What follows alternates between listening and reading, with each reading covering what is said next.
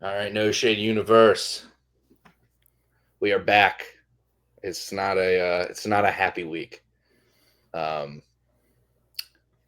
the world is currently bringing the heat.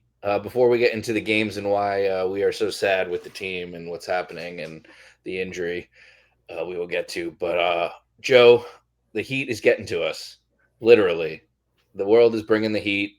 It was 103. I saw at my highest on my thermometer today in the car. Um, it was brutal today. How was your day? I know how your day was, and I'm setting you up for telling the people. But just let them know what Yeah. happened. Hey everybody. Yeah, no, you said it perfectly. Bring the heat, right? Is our motto here in Connecticut, but not this kind of heat.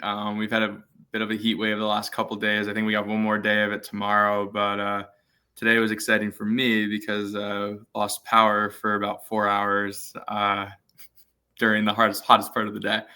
So I was able to still do work on my laptop. I went to my parents' house, which they fortunately live somewhat close. But came home after work and power was still out. UI was like, "Oh, we'll be out there by 3:30."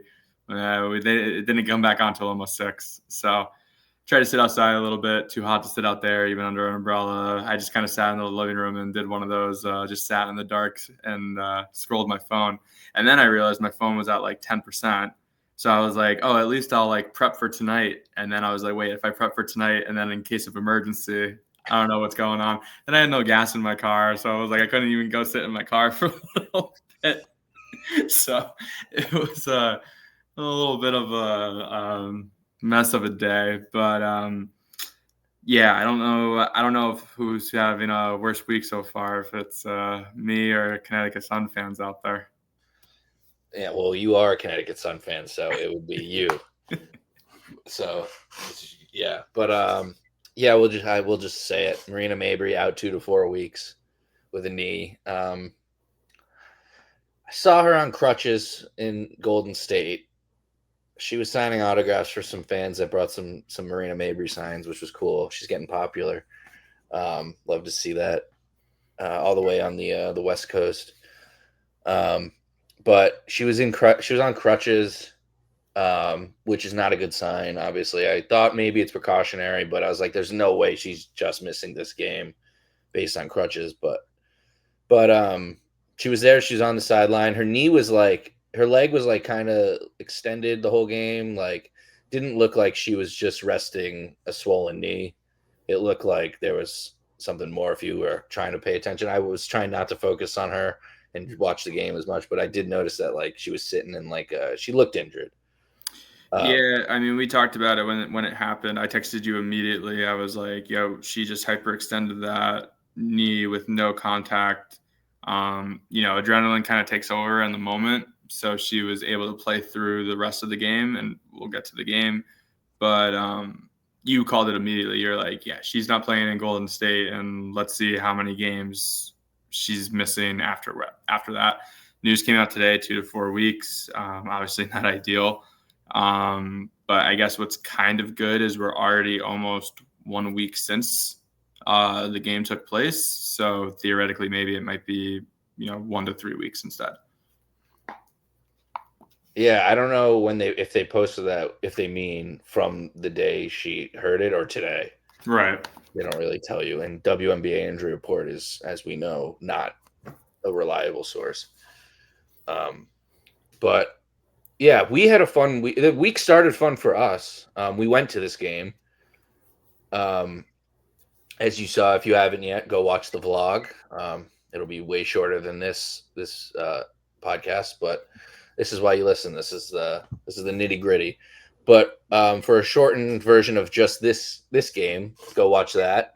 Plus the sweet card unboxing we had at the end. Um, but yeah, let's get into this game. The first game of the week was against the Mercury. Alyssa Thomas's homecoming, first time back ever since coming to the WNBA, not being a part of the team.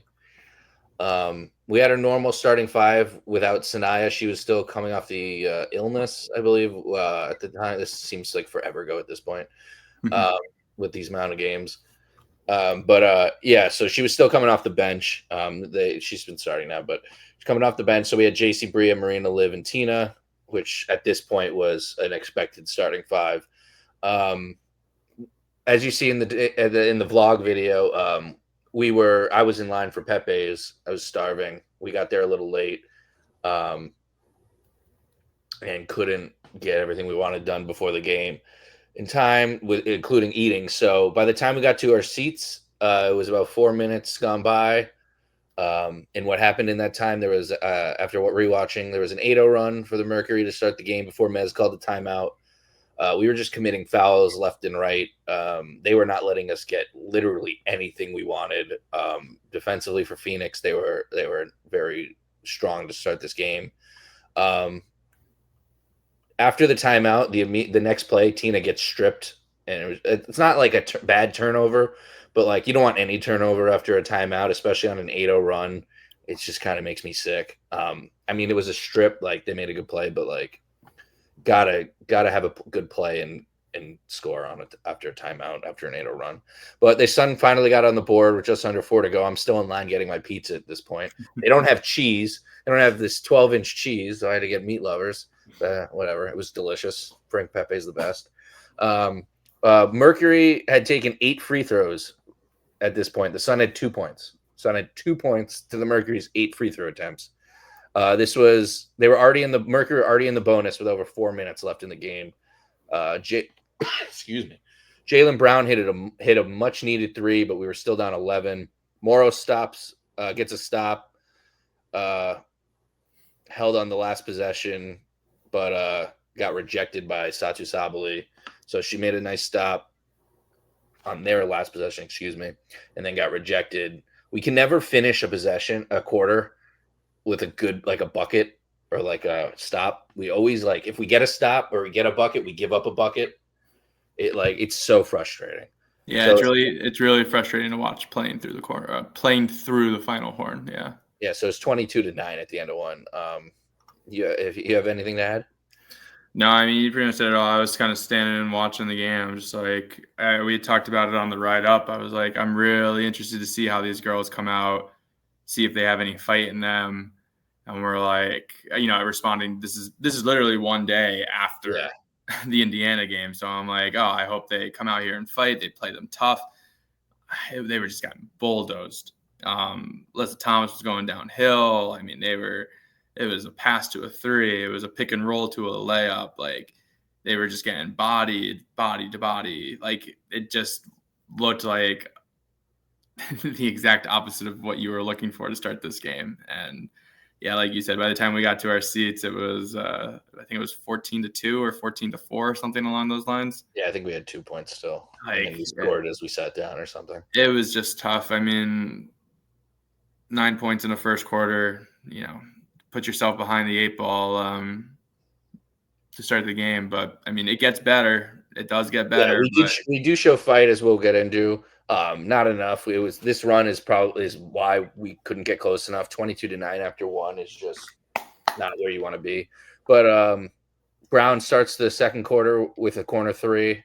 The Mercury are just rebounding everything on both ends. It's just not fair. It looks like we get a shot up, they get a rebound. They get a shot up, they get a rebound. Kind of like that all game. So that's 2. I believe Brown had 2 threes at this point. She had a heat check 3 on the opposite end and missed. We're down 27-12 at this point, but it felt like we should be down 25. Tina and Morrow are out, and this is Peters and Diaby minutes on the floor at the same time. And the note I have is shouldn't happen, but as we go along this week, it gets better. The rotation gets better, and it doesn't. This is actually Diaby's last game as of now. Yeah, we talked about it. Peters was getting this is now a couple games in a row where she's making defensive lapses, and if I'm not mistaken, I'm kind of blending games, whether it was this game or the next game.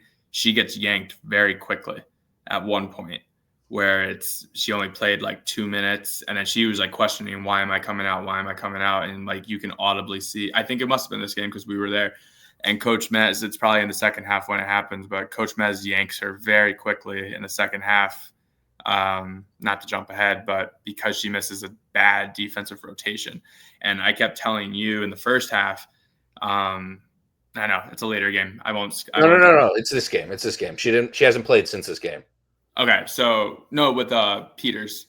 Oh, I thought you were talking about. No, and then with Diaby, Diaby was kind of like doing her own thing. We call it on our team. Peters was the one that was questioning why she got taken out. Yeah. I think that was in the second half. It was like a really bad defensive rotation and whatever. But with Diaby, we call it like AAU trapping, right? Where you just see someone coming at you and with no rhyme or reason, you just run right at them to try to double team.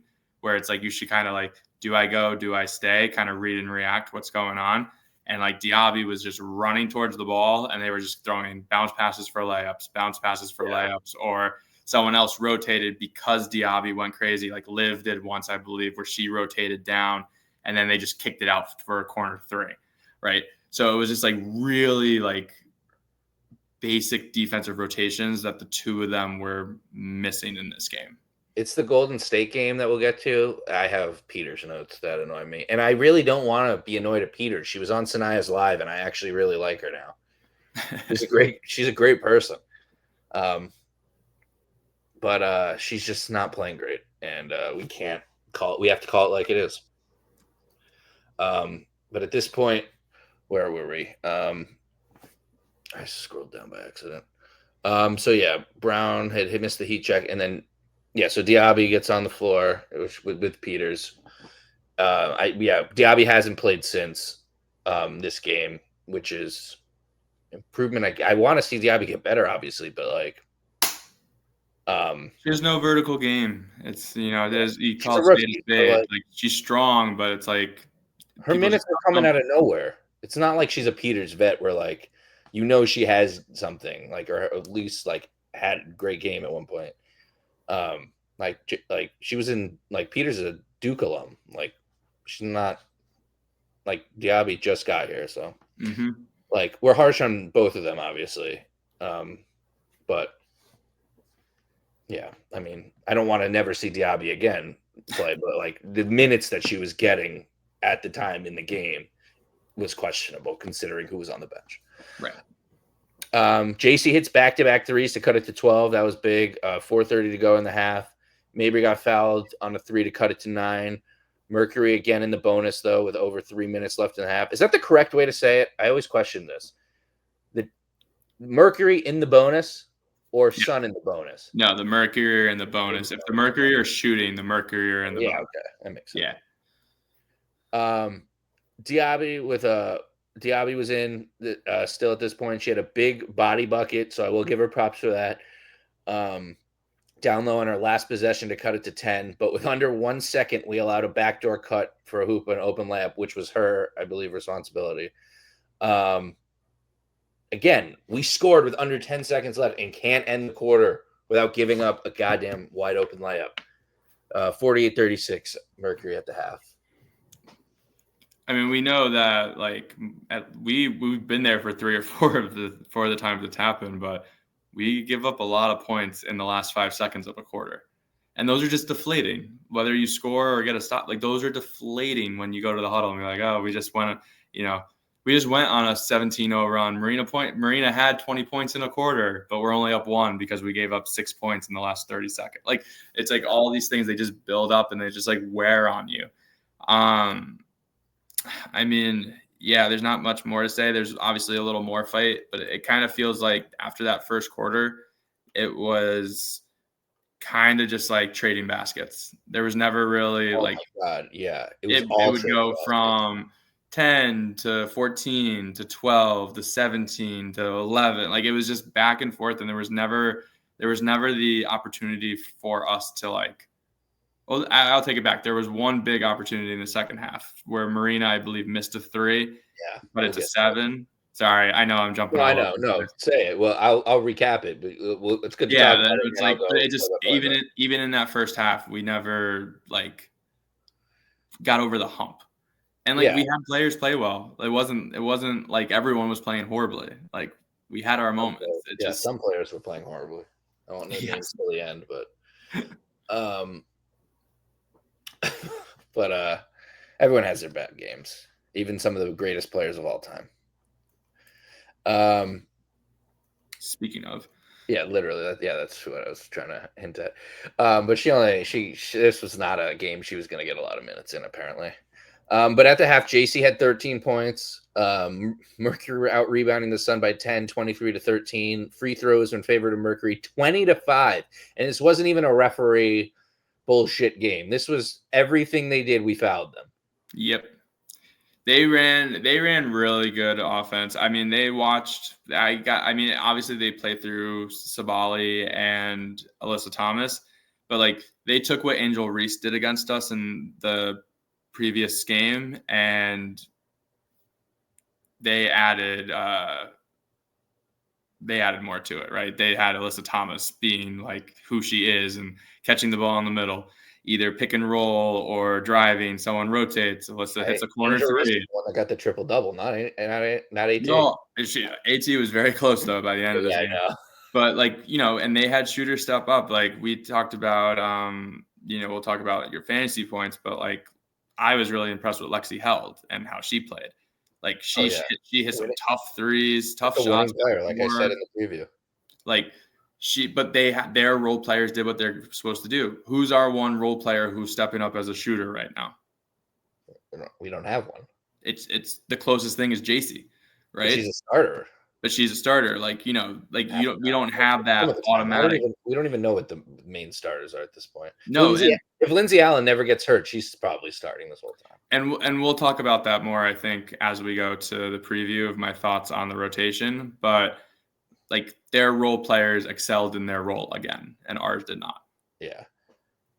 So, they made 17 of the 20 free throws, by the way. We did make all 5 of ours, so we're still up there in free throw percentages. We'll get to in the previews. Take a shot every time we say we'll get to something. You'll be hammered.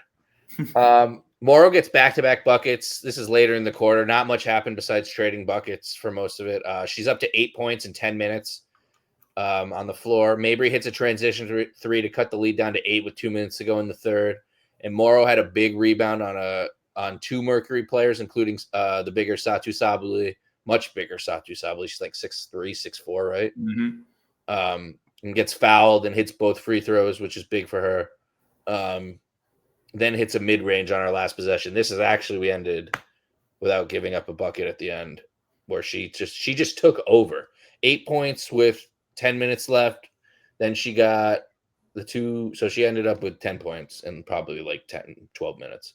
64-53 Mercury, end of the third. We go into the fourth. Liv contests Satu. Morrow picks it up. Finds Mabry for a transition to cut it to 9. This was a beautiful play by everyone. Liv, great defense. Morrow just right there to pick up the ball and dish it all the way down court to Mabry. Still down 9 a few minutes later. Liv gets a big block on Alyssa. But they couldn't hit JC all the way down the court again and turn it over. That was a big letdown play after a big defensive stop to not get anything. Yeah, JC was like in between whether she should run to the corner or be running to the rim, and the ball was thrown into essentially no man's land. Yeah, just miscommunication. Liv got a bucket to cut it to 7 with 4:20 left. We couldn't really get it. I don't think we ever got it past 7. Nothing in my notes says 6 or less. Morrow makes a nice move on Sabali to fake the handoff to Marina and get an easy layup. Everyone was hyped about that one. Mercury called the timeout after it. We're back down to 7. Go back down 10, like trading buckets. Bria hits a 3 to cut it back to 7 with around 2 minutes to go. Not over yet. So we're fighting. We just can't get these defensive stops on these good players. Copper hits a 3. After an offensive rebound by Alyssa Thomas.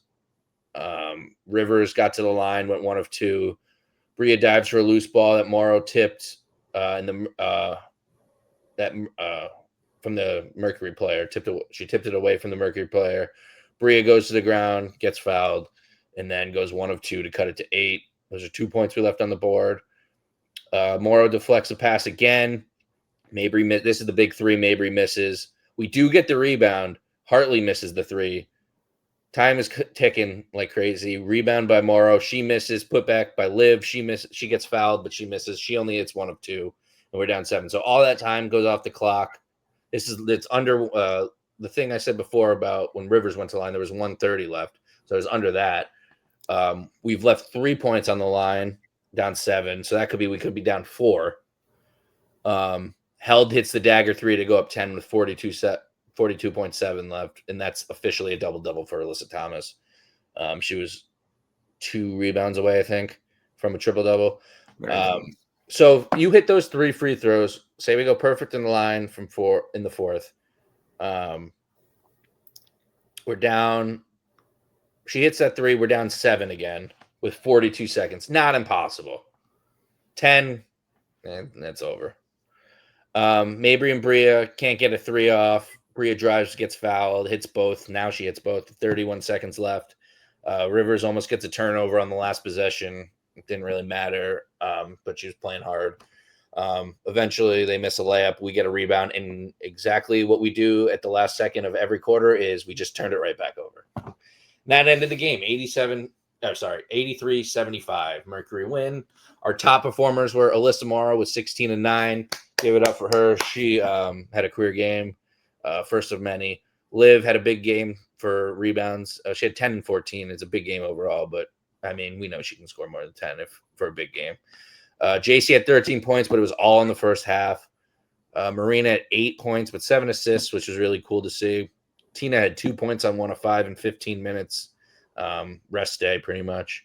Allen only played for 5 minutes, got 0 shots on one of her first games back, if not her first game back. And Brown and Rivers combined for 13 points off the bench, which you like to see.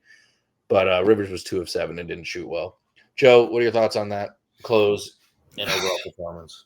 Yeah, I mean, I think for me, I almost would have just given Tina the day off completely. I don't know if Tina fought to play. I don't know if she has a consecutive game streak she's, like building on or something, but like she was just a non-factor. I think, or if it was close, she would have played and then rested whatever game we were getting blown out. They were probably they could have been we're not going to win all 3 of these games, and one of them's probably going to be gross. So whichever one comes first, you're going to get pulled.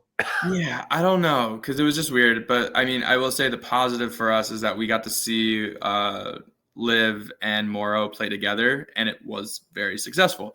Liv's length has been awesome this year for us.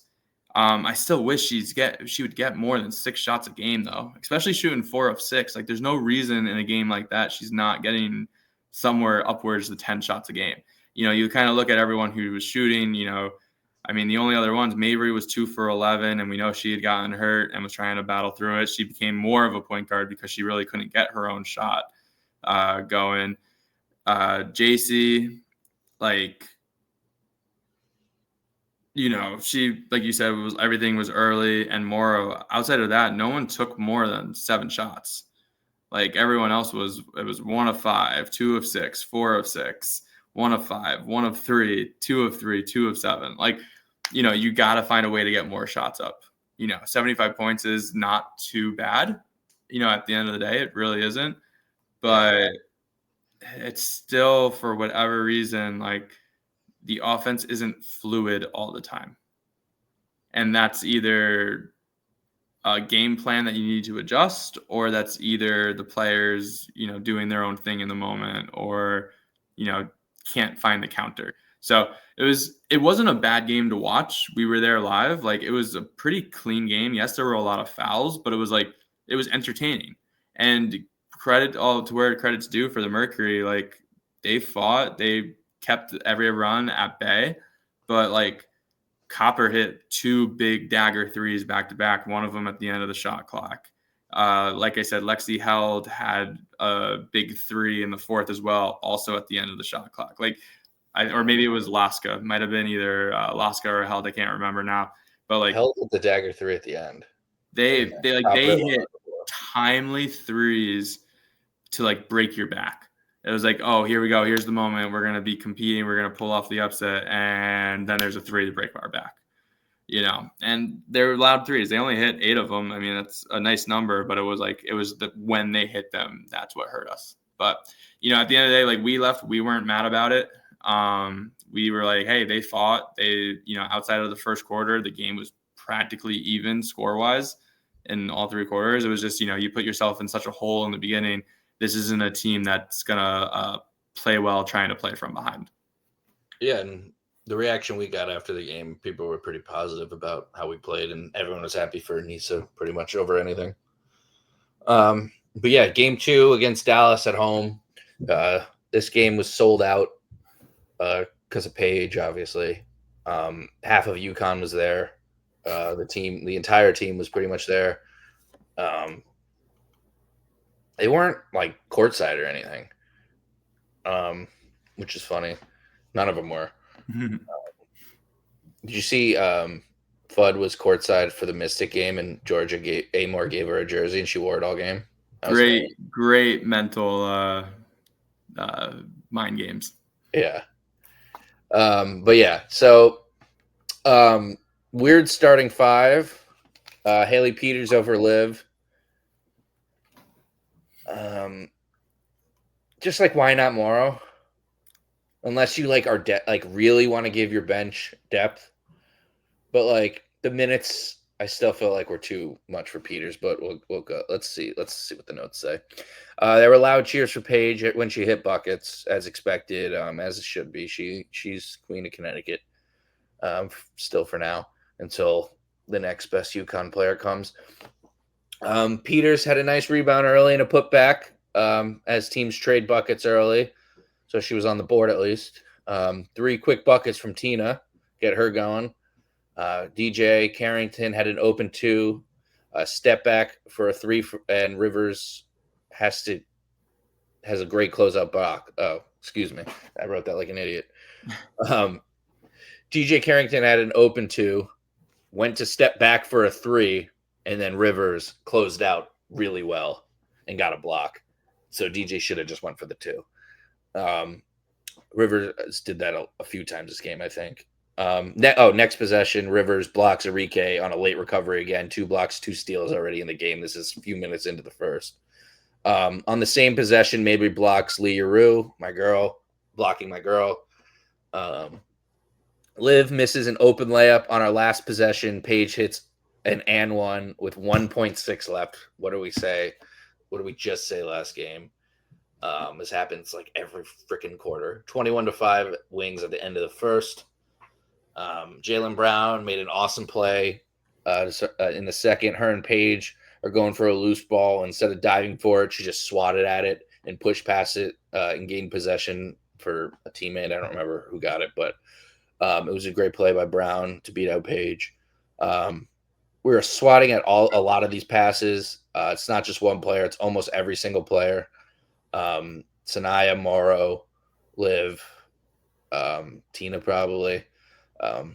We cut it to 1 on a 9-0 run before Dallas took a timeout. Off the timeout, the Wings turned it over for the 10th time. They only averaged 15 a game. Mabry got on the board finally with not finally. Oh, yeah, it was in the second. I'll say finally. Mabry got on the board finally with a mid-range shot with 6 to go in the half. Noticing a lot of better movement off ball for Marina. I'll go to you after this to see. You're the coach, but getting the ball in and out of her hands and her moving with the ball is a lot better for me than having her bring it up. And we've talked about this, I think, on and off the pod. But in this game, it looked like she was moving all around the place without the ball.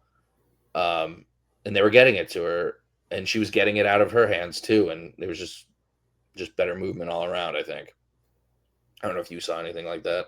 Yeah, I mean, we talked about getting her off playing point guard. We thought Lindsay Allen coming back would help that. I just think Marina's the type of player, and she's talented enough where it's like you want her catching it on the wing to make a decision versus at the top of the key. We've seen a lot of teams hone in on trying to blitz her when she's bringing up the ball, and they do a screen from just the top.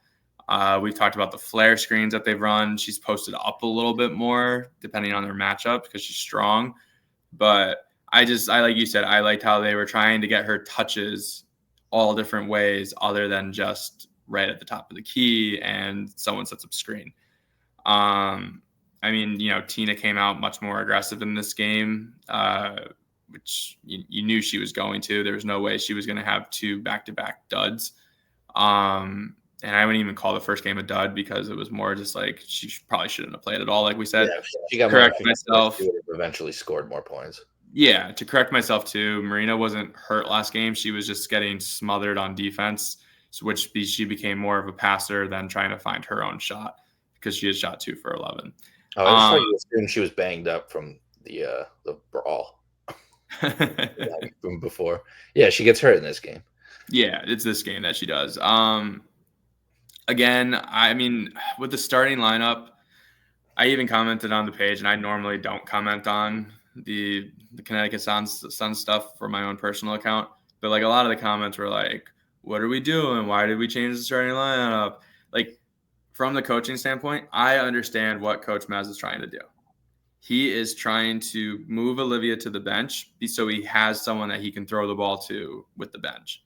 Because Tina shouldn't be 1,000%.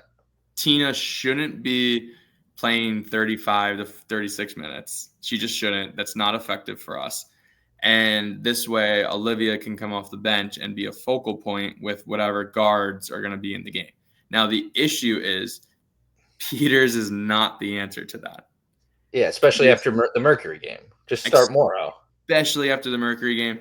I wouldn't even say Morrow should be starting, and then I would have almost gone smaller against Dallas because Dallas doesn't play too tall bigs. Like Hines Allen is very strong, but she's not tall. Yeah, that's why Tino's having a good game. You could have probably started. You probably could have started. I'm just gonna throw like a Jaylen Brown, or you go back to Lindsay Allen and have her play true point guard. Like I don't know if going Peters there was the right call or what they saw to. But just for sake, if you're going with power forward, yeah, just put Morrow in. And I mean, yeah, so Dan's happy if anything. So moving Bria Hartley to the bench, okay with that as well. I mean, I think Rivers is good off the bench. I'd rather Rivers is a starter, JC is a starter, Mabry is a starter, Tina is a starter. And if you're going to adjust that fifth, like I said, I would have gone smaller, and I would have gone with Lindsay Allen again, and then that way your eight-man rotation, or if you extend it to 9, is off the bench is Morrow, Bria Hartley, Jaylen Brown as your 8, and then Peters as your 9, right? That would Sanaya as a starter, did you say? Yeah, Sanaya as a starter. Yeah, like that. I wouldn't even mind if she came off the bench at this point. She's been struggling a little bit. Yeah, her offensive game has been struggling, but like her defense makes she still have to get like most minutes, but like 6 women. Right, but I like Bria Hartley coming off the bench. I think she helps that second unit, and then you give her some extra minutes. If JC's starting, you got to have somebody who can take a 3 off the bench, and it's Bria, JC, and Mabry. Right, and Bria can create her own shot on and off the ball. So, yeah, so I understand what Coach Mez was going for, but I just don't think. And I know hindsight's 2020, but even before that game started, Peters probably wasn't the right choice to start there. Yeah. So back into game action. Marina at this point had a beautiful step back, long splash, nothing but net. I don't know why I wrote it like that. Sound like such a tool saying it. But Paige got teed up for yelling for a foul call, clapping in the ref's face. Place erupted with boos. The Jason Tatum special. Yeah, pretty much. Connecticut had their first lead of the game at 35-34, but didn't last more than a possession. Leroux bangs a 3, and there was a foul underneath on Mabry. They missed the free throw, but had a chance at a 4-point play. JC hits a 3 to tie the game with just over a minute to go in the half. Marina looks like she's hurt, left knee, hyperextending it. Going into the locker room 23 seconds before the half. Yeah, that's where our season just went from shit to shittier. 42-40 Wings at the half. Tina has 15 and 5 on 4 of 9 shooting. dominating. Marina went to the locker room with 7 points. Liv, 12 minutes off the bench. Peters, 7 minutes as a starter. Those were the only statistics I cared about, apparently. I said maybe Liv off the bench gives more depth. Moore and Brown both getting 5. Would like to see them have more minutes. Take away Peters 7 minutes. You could get there in the first half. And saying also would like to see it in the second half more. Marina comes back. Well, do you have anything to say the first half? I know we basically No, we the first covered. half before. Yeah. All right. So Marina's does come back and starts the second half. We had a feeling there was a chance it was either going to be pretty bad or she could shake it off for it and come back because hyperextend. You never know if you overreact or what happens or the adrenaline, like you said earlier. Clearly it was in effect, and then the swelling definitely happened overnight, and / the next day on the plane was probably brutal. But JC opened the scoring with a 3, so she got a second half point, which was better than the game before where she didn't score in the second half. Oh, by the way, we didn't mention how we met her after the game. We could talk about that. We'll talk about that at the end. So keep listening. We were 0 for our last 4, all on 3s. Last 2 were really bad shots on good looks by Sanaya and Peters. It came with a few of our own turnovers. In between missing 4 straight 3s. Marina had a bad one with Paige stealing an inbound, bad turnover, that is. Paige stealing the inbound, and Lindsay Allen trying to find Rivers ahead of everyone. Enrique stole it and scored her first points of the game with 5:30 left in the third to make it 56-47 Wings. So we're down 9. Enrique has just scored for the first time. Bria does drill a corner 3. Morrow gives Morrow, I almost said gives the too small. Morrow looks too small on both ends on back-to-back possessions, getting blocked and committing a foul on the other, which happens with her. She's playing a big woman's game in a 6'1" body, and sometimes it works great, sometimes it doesn't, and we'll see. But great play by Liv on both ends. After that, Rivers with a steal in transition, layup by Lindsay Allen on like a hook layup, cut the deficit to 2 with 2:30 left in the third. Anissa Marr with a huge rebound and putback bucket with an and one, but missed the free throw, which was made it the 10th tie of the game. This was very back and forth. Bria doesn't notice the shot clock, which was 4 seconds ahead of the quarter clock, and turns it over. But Morrow tips the inbound, and Bria picks up the ball, and DJ gets called with a charge. Dallas challenges and loses. Actually, a good end of a quarter for once. 65-64 Wings, end of third. 18 points off of 16 turnovers for us. Pretty solid. Tina hits a long mid-range shot for her 25th point to cut the lead to 3 with under 4 to go. Next possession, Dallas gets 4 offensive rebounds, and Lee gets fouled. 4 offensive rebounds in one possession just can't happen, especially against a team like Dallas. Yeah, it's a killer, and it was different people, different places, different responsibilities, and everyone, and just was not good. Rebounding wasn't good all night. Hasn't been good all season, I want to say, but some players like Liv's really good at rebounding. Enrique hits a 3 to go up 6 after a Sun turnover with just over 2 to go. Mabry misses a 3, but Morrow gets the rebound and gets fouled and hits both. Which is good. Hit your free throws, Morrow. We love to see that. Rivers subs in for Bria with 1:42 left, down 6. So Bria was playing. Rivers usually closes out and is playing most of the fourth, so she wasn't. Tina gets fouled with 1:34 left, goes 1 for 2 from the line. We're a top 5 free throw shooting team, as I will reiterate in our Where Are We this week. Statistically, but we can't hit late game free throws. Apparently, we keep going 1 for 2. DJ Carrington missed a contested layup with just over a minute left, and Rivers commits an offensive foul. Give the ball back with 1:03 down 5. DJ scores just her second basket of the game. Sun down 7 with 45.8 left. So that's Enrique and DJ not scoring much. Off That's nights. 2 of their 3 best players. And we're not taking advantage.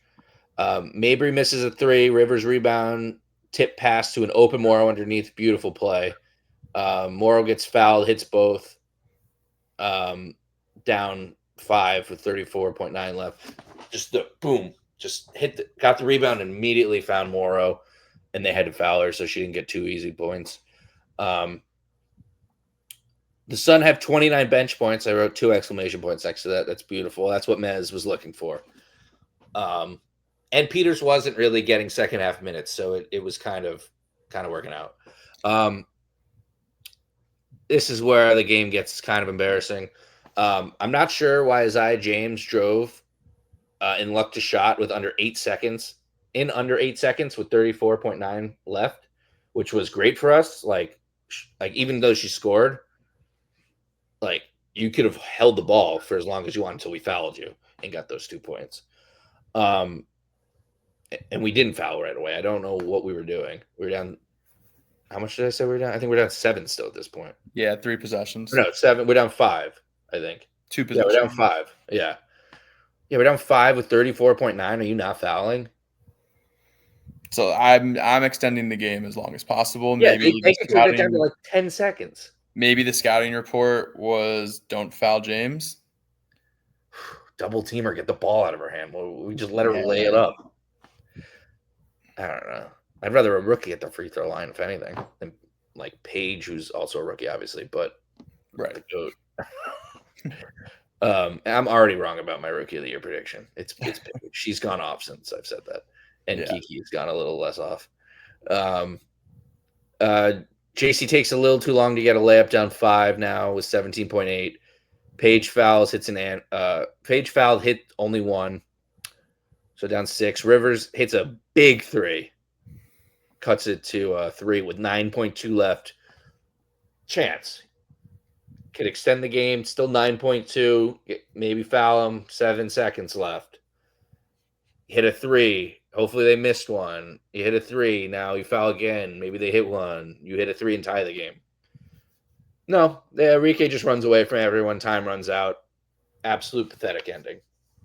86-83 Wings win. Laughing. They literally won laughing. Our top performers were Tina with 26 and 6. Sheldon had 10 points from shooting 4 of 4, 2 of 2 from 3. Like, you shoot more. I don't know. I'm not yelling at her. I don't know who I'm yelling at. Mez should be telling her to shoot more. The player should be giving her the ball more. I don't know if she's only shooting when she's open. Maybe she's not getting open and she's only hitting it when she's open.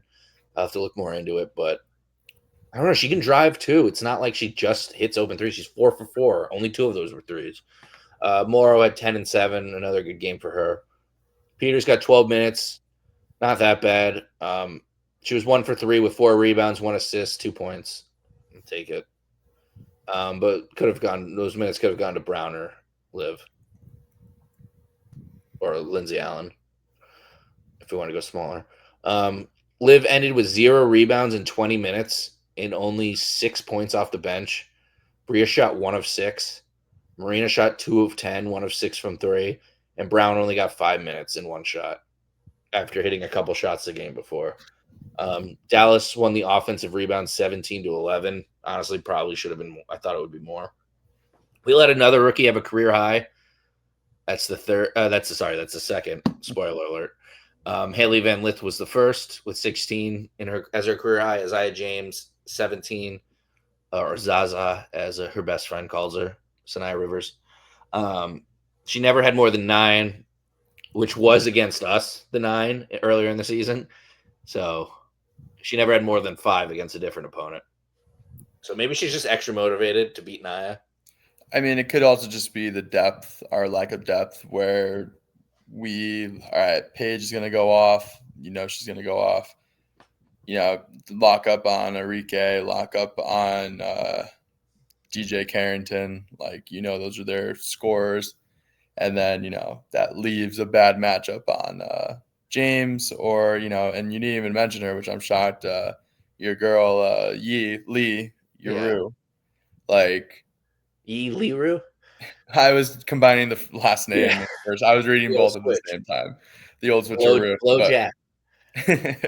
but the fact that Lee Rue, she dominated the board. She had 9 rebounds, 4 offensive rebounds. She was 6 to 6 from the free throw line. Like her size and strength like hurt us at times. Now, did she dominate the game? No.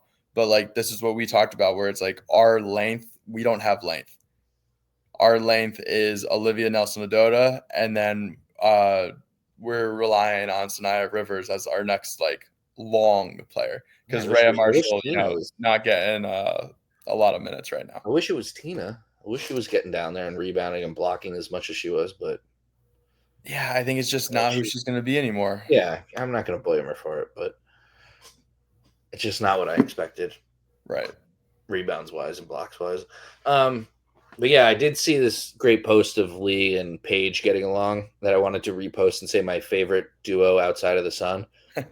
But it got taken down the second I sent it to myself to post it on the right account. I don't know why, but it was like them. It was like her throwing a baseball with Paige, warming up for her first pitch and trying to practice before her first pitch, and then like post about how like happy she's been since she's got traded to to Dallas and how she's actually played well. So good for them. I'm rooting for Lee and Paige, obviously. All right, let's get to our third game.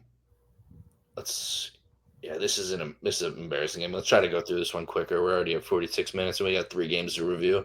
Yeah. No, that's fine. I mean, this one was over before it started.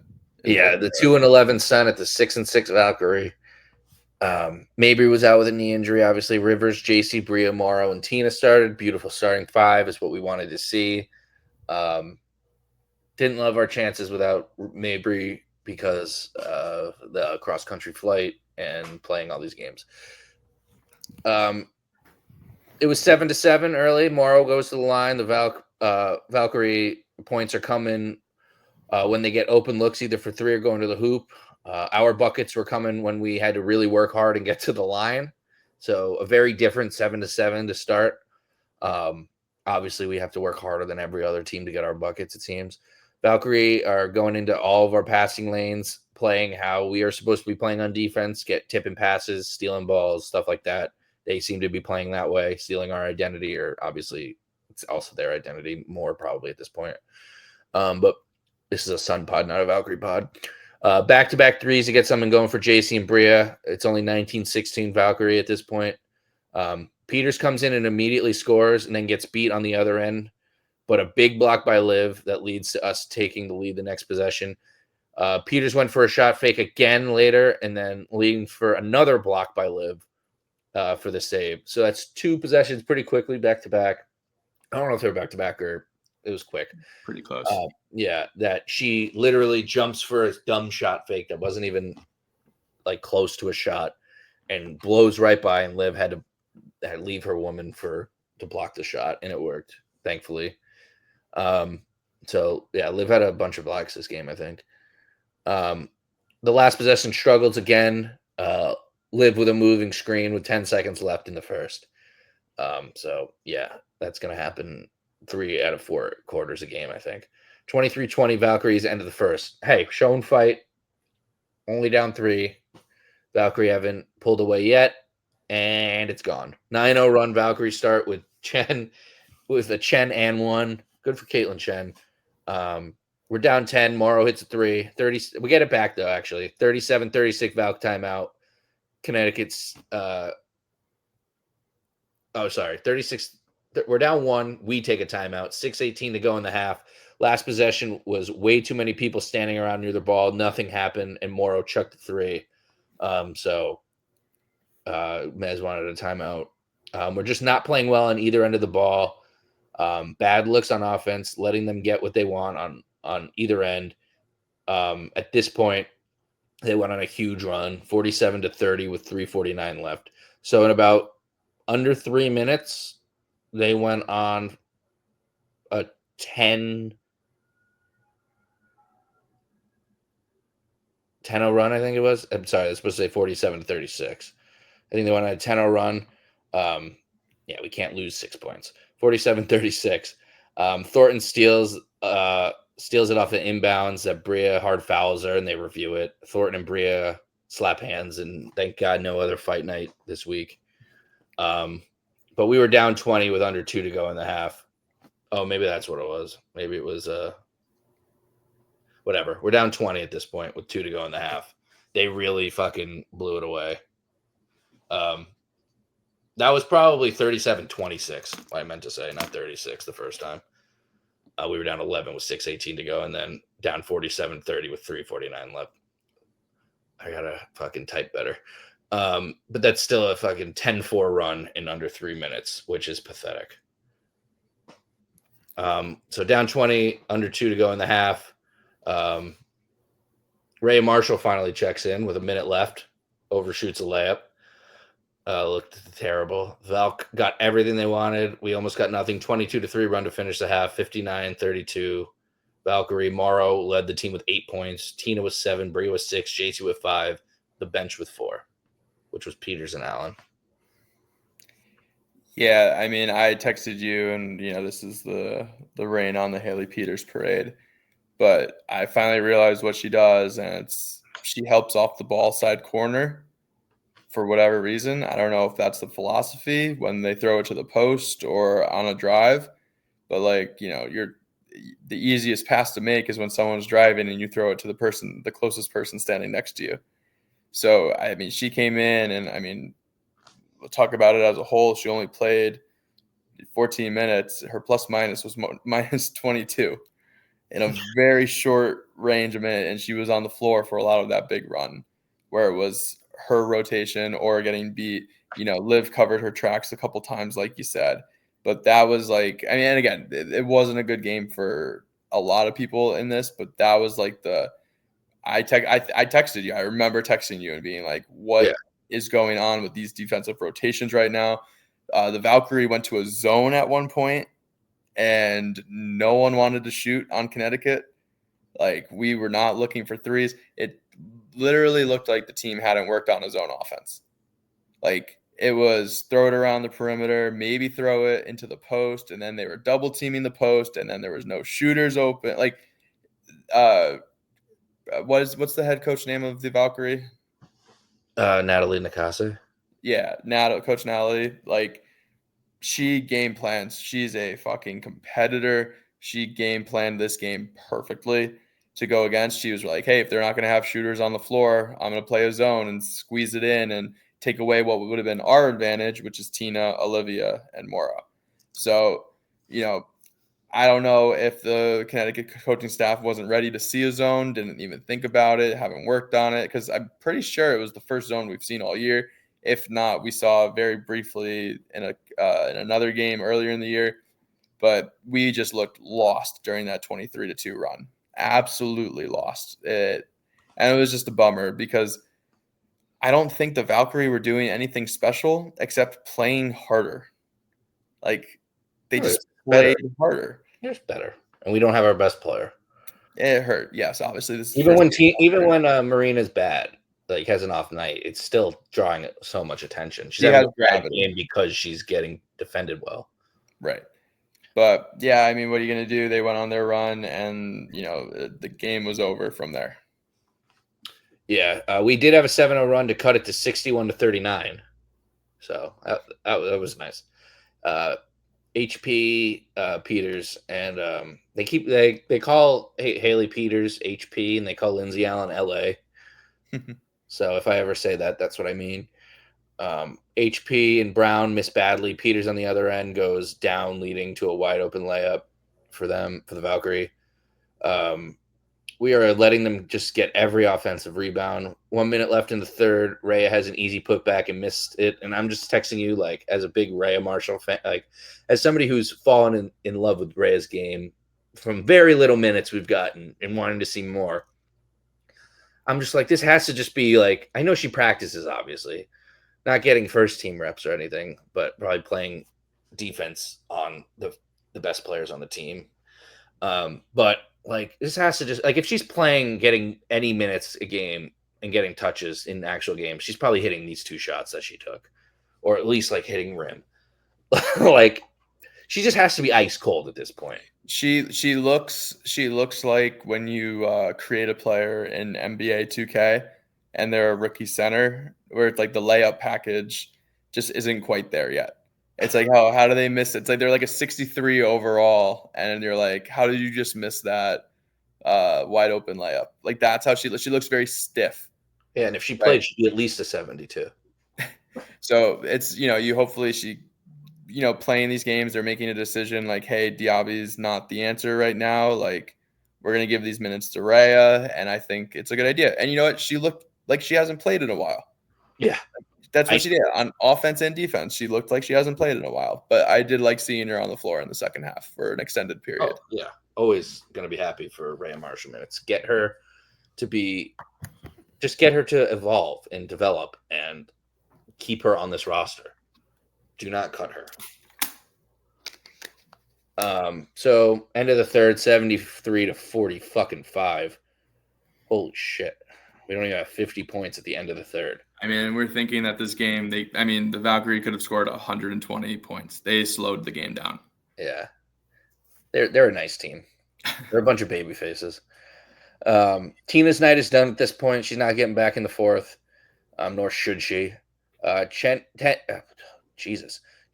got a technical for a hand to the face, drive around half court. Paige and Chen back-to-back technicals in games. It's just UConn players can't stop technically fouling us. Marshall gets her first bucket and the and one. Peters misses a layup. I don't know why I had to write that. I'm sorry. That's a little excessive. Why? I'm just questioning. Okay, this is why I wrote it down, because the next thing I wrote is, why isn't Morrow playing in the fourth? It doesn't make sense to rest Morrow, the rookie, and play Peters. It doesn't make sense to play Peters in blowouts and not give reps to the kid. It just doesn't make sense to play Peters in tight games either when her minutes aren't impactful. It just doesn't, like, none of the minutes seem to make sense for Peters. No. Make these layups and defend a little better. Obviously, I won't have a single problem with her getting these minutes. Yeah, it's odd that she played as much as she did in the fourth quarter. We were texting each other back and forth, and I think Morrow goes in with under 3 minutes to go, which is like, why? Yeah. Why wasn't she out there? It's like Mez was just standing there, and I don't know. There could be a million reasons, but it's like Mez was just like, oh shit, I forgot. Yeah, I don't know. I mean, again, we'll get to my thoughts on Mez probably in the next podcast, because I said give them 15 games, so I won't go too deep into that now. Okay. Yeah, it's like he's just like zoned out and was like, holy shit, this is a terrible game, and was like, oh fuck, Anissa Morrow's not in. Like, we gotta get her in. It's like, sorry, I just blacked out there in the fourth. I should have put you in. But who knows what happened. He probably had his reasons. I probably should have listened to the post game, but I don't think I wanted to after that. The fact that he just came out and said they had no energy. Oh, well, that's what it was. He's like, we didn't play with energy today. They did. And I was just like, cool. It was only 6 minutes long. I think we should fucking try to get a fucking media pass. Because it's on Zoom. We don't have to go. No, I know. We can just make Mez, why didn't you play Morrow in the fourth? No shade. Follow us. Anyway, we don't even have to go through. Like, Bria gets hit in the nose and has to be taken out because she's bleeding. But she was all right.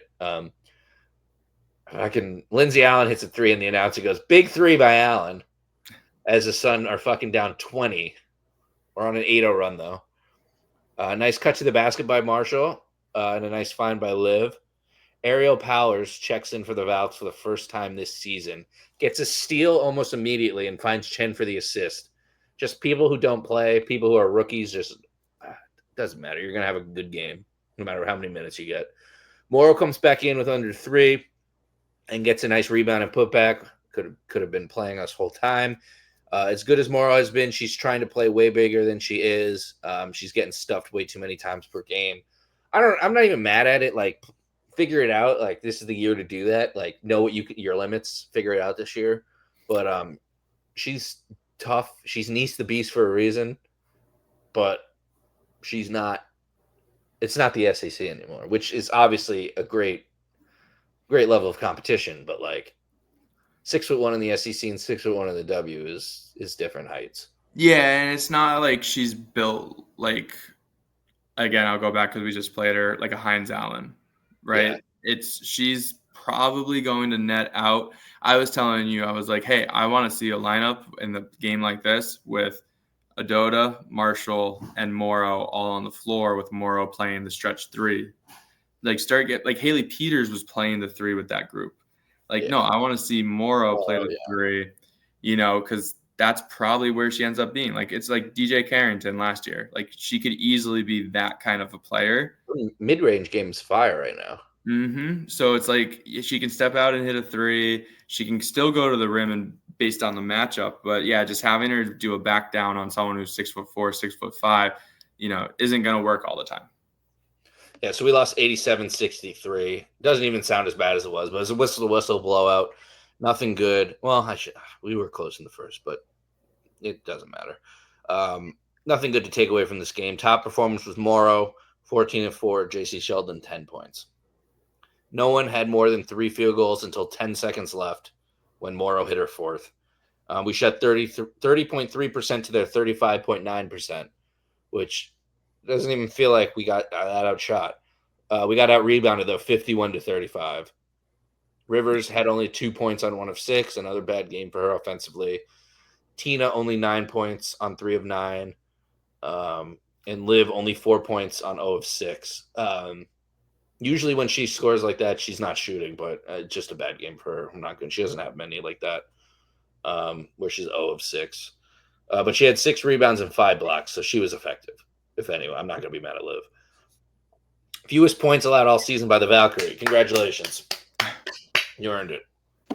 Third rookie to have a career high after Haley Van Lith at 16, Zaza James at 15, and now Caitlin Chen at 5. And she did have a game where she scored 3 or 2 points before, so it is not her only game of points. All right, to quickly recap the fantasy week. Joe, with the teams I'm about to name, let's see if you think you won. I had Marina, and for the third game, I got JC.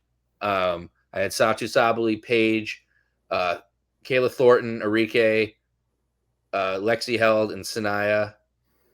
You had AT, Tina, Copper, DJ, Burton, Liv, and Heinz Allen. And then I had Temi and you had Saloon, and we didn't even realize until halfway through the game that neither of them were on the team because they're in Euroball.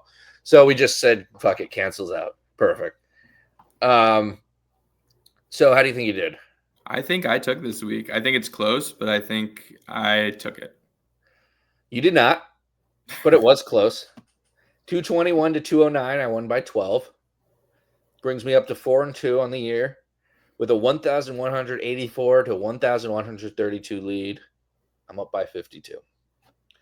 To review, Marina 19-18. JC was 16, so not she kept up. Marina probably should have gotten more than those. Those are low for her, but Satu 30, Paige 32, Thornton 33. She went off. That's the big one. Arike only 11, Held 18. Those were nice, unexpected low in the draft points. Sanaya 12, 19, and 13. We'll see if she gets drafted this week. Joe, you had AT for 34, big game. Tina 7, 34, and then 17. She was all over the place. Copper with 17, DJ with 18, Burton with 13, Liv with 28, with 14 rebounds in that first game. 11 and 18, and then Heinz Allen with 12. Yeah, pretty similar week. Definitely Thornton was the key. She went off against us. Yeah, she was awesome, honestly. She was fun to watch from a non-Sun fan perspective. So we are in week 7 of the season for this podcast, Wednesday to Wednesday schedule, whatever it is at this point. But it's our week 7. It's not football, so it doesn't really go by weeks. But Marina Mabry, we set out 2 to 4 weeks. Hopefully it's more like 3 now. But we are 3. We have 3 away games that we're going to get into that we, spoiler alert, probably aren't going to win. And then we have an entire week off again, Sunday to Sunday. So that's big for her injury. That's 1 week off right there. And then the rest of this week is games. If she played, it wouldn't have mattered. We'll talk about it and give our whole analysis. Game 1, though, is Wednesday tomorrow, which is tomorrow, the 25th. Hopefully, you listen to this right before the game.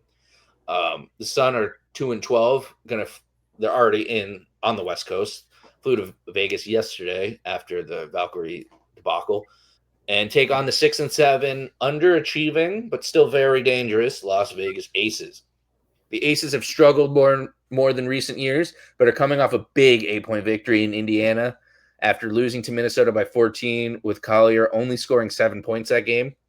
So very up and down back-to-back games for them. Not on a back-to-back, but back-to-back games.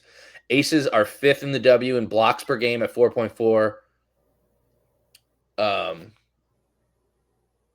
I'm sorry. I forgot to say where we are in the season. It's not a lot. It was more of a joke at this point because it's so small in here. Where are we in the league? We're top 5 statistically in only free throws at 4th place at 79.5%. And we're the highest percent of mid-range shooters at 14.9% and 5th highest at 2 points at 53.9%. That's all we're good at. So anyway, back to the Aces. The Aces are 5th in the W in blocks at 4.4 and 5th in 3-pointers made with 120 this season, and are 1st in the W in free throw percentage at 84. Basically, one of the only things we're actually good at, and they're better, as we are 79.5 to their 84. As a team, the Aces are 4th highest percentage of points from 3-point at 34.5, so that'll be tough to stop. Asia Wilson leads the Aces and is 2nd in the W in points per game at 21.4. Leads the W in blocks per game at 2.6. Is 2nd in the W in rebounds per game at 9.8 and 3rd in steals at 1.9. And is 2nd in total in fantasy points, just an MVP player every year. Chelsea Gray leads the team in assists with 3.8. Injury report is Megan Gustafson and Cheyenne Parker Tyus are out, and obviously Marina Mabry is out. Joe, if you can find one, what is the X's and Joe's path to victory? Yeah, I mean, this is going to be a tough one on paper. You have a big 4 out there in Vegas. Asia Wilson was out for a few games with a concussion. Therefore, the record doesn't, look as great as it could be. But, they did. But this still looks like a team that is trying to figure out their identity with their bench, right?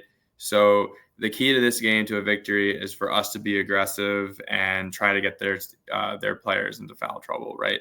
We have actually done a pretty good job looking at free throws from the season, not just making the free throws, but actually getting to the free throw line.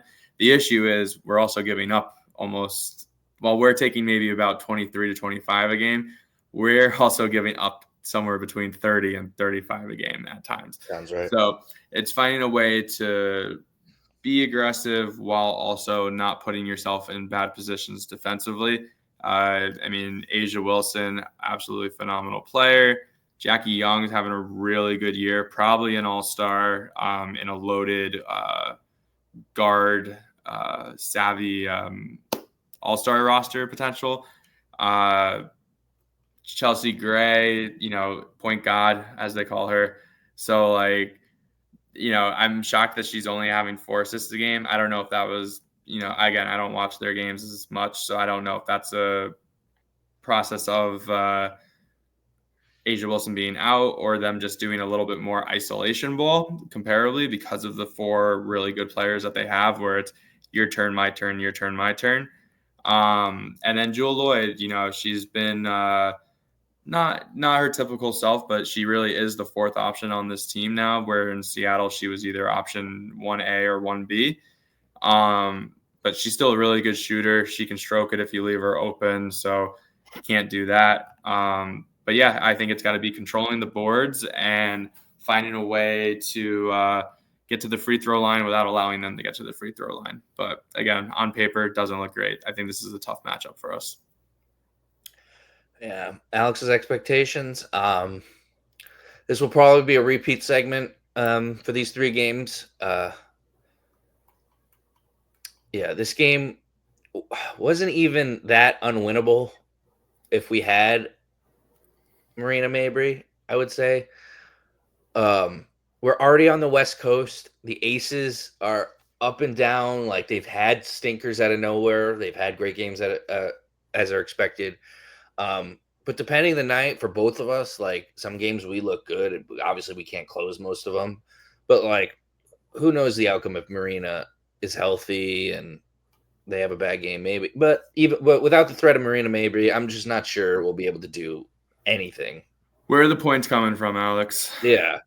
So like they will be able to defensively focus on Rivers, Tina, JC, Morrow, or whoever can start to get hot even more without Marina. Like I said earlier, like she's just taking two people to have her have a bad game. It's taking two defenders or one really good defender to lock her up.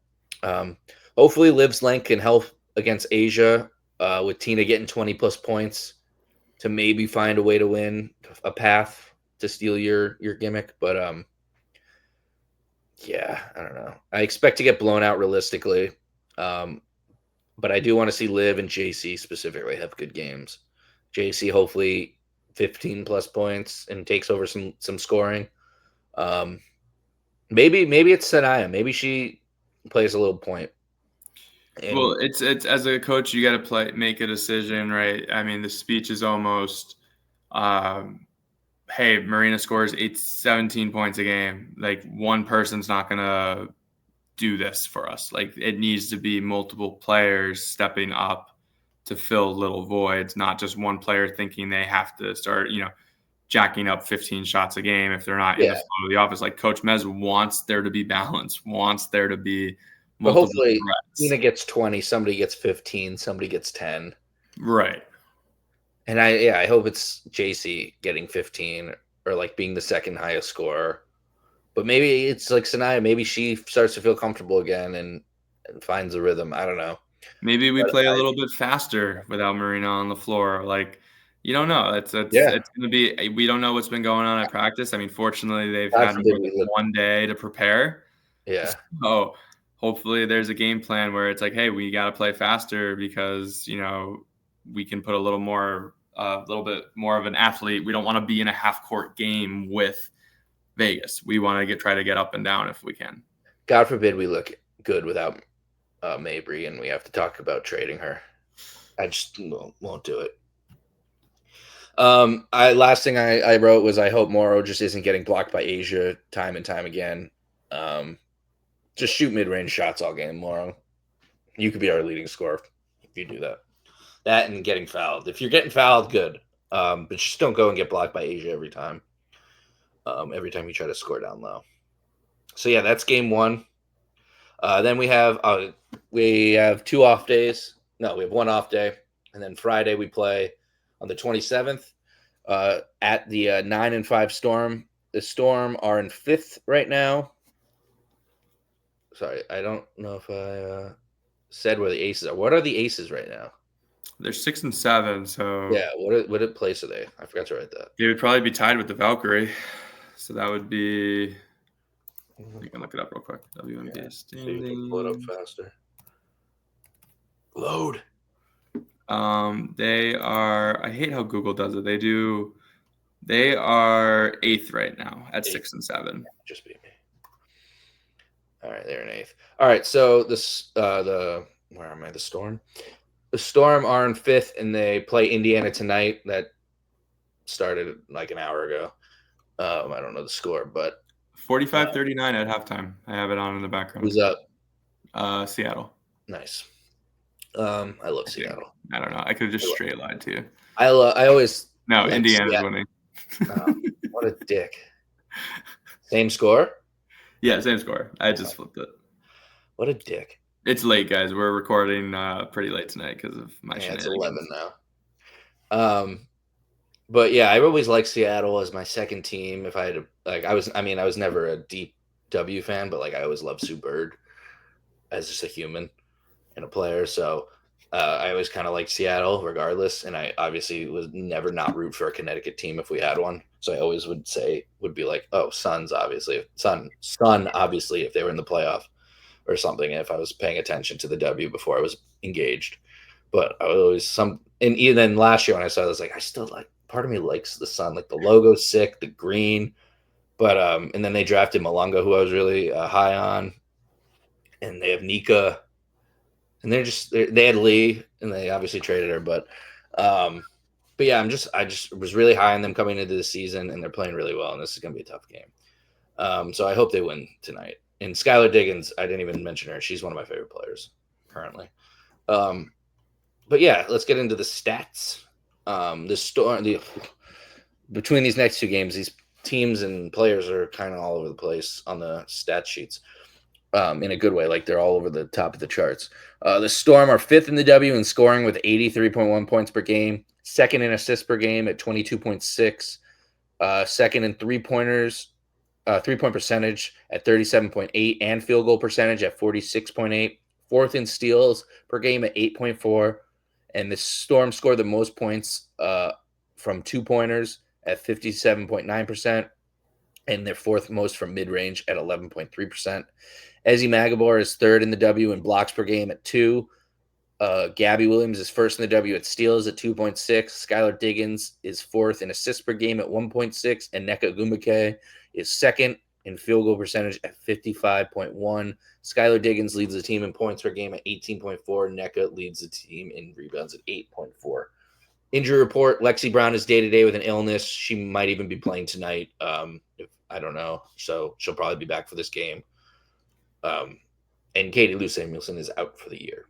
Joe, an even tougher, in my opinion, X's and Joe's path to victory. Yeah, again, it's kind of hard to get on board with this one. I think this West Coast trip isn't going to be very kind to us.